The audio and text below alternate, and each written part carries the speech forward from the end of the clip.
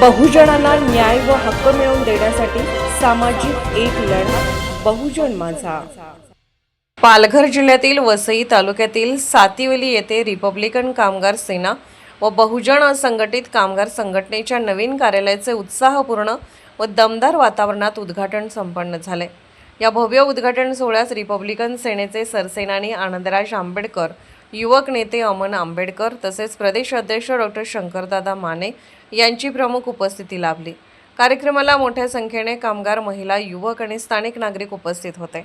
या कार्यक्रमादरम्यान बांधकाम कामगारांना भांडी, पेटी व विविध जीवनावश्यक साहित्याचे वाटप करण्यात आले।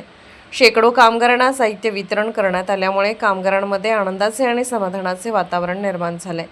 अनेक वर्षापासून हक्कापासून वंचित राहिलेल्या असंघटित कामगारांना या कार्यालयाच्या माध्यमातून न्याय, हक्क आणि शासनाच्या विविध योजनांचा लाभ मिळवून देण्याचा निर्धार यावेळी व्यक्त करण्यात आला।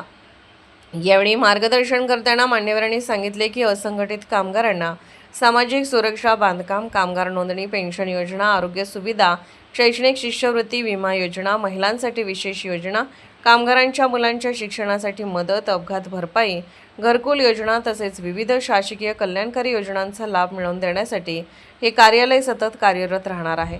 कामगारांच्या वेतनवाढ, सुरक्षित कामाचे वातावरण, अन्यायाविरोधात लढा, कामगार कायद्यांची अंमलबजावणी, महिला कामगारांच्या संरक्षणासाठी उपाययोजना तसेच बेरोजगार युवकांना रोजगार मार्गदर्शन यासारख्या अनेक महत्त्वाच्या विषयांवर संघटना काम करणार असल्याचेही यावेळी सांगण्यात आले। या कार्यक्रमासाठी मुंबई प्रदेश अध्यक्ष दीपक वाघ, महिला मुंबई प्रदेशाध्यक्ष उज्ज्वला सावंत, पालघर जिल्हा अध्यक्ष मंगेश सावंत, महासचिव अरुण वाघमारे यांच्यासह पवनगीत भातानकर, राजू सिंग, शेषराव सावंत आणि राजेश मोरिया यांची विशेष उपस्थिती होती। सर्व मान्यवरांचे कार्यकर्त्यांनी जल्लोषात स्वागत केले।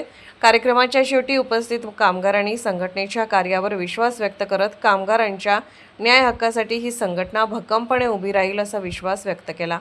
संपूर्ण कार्यक्रम उत्साह, जल्लोष आणि सामाजिक बांधिलकीच्या वातावरणात पार पडला। बहुजन माझा चॅनलला क्लिक करून बेल आयकॉन दाबून सबस्क्राइब करा आणि अपडेट रहा।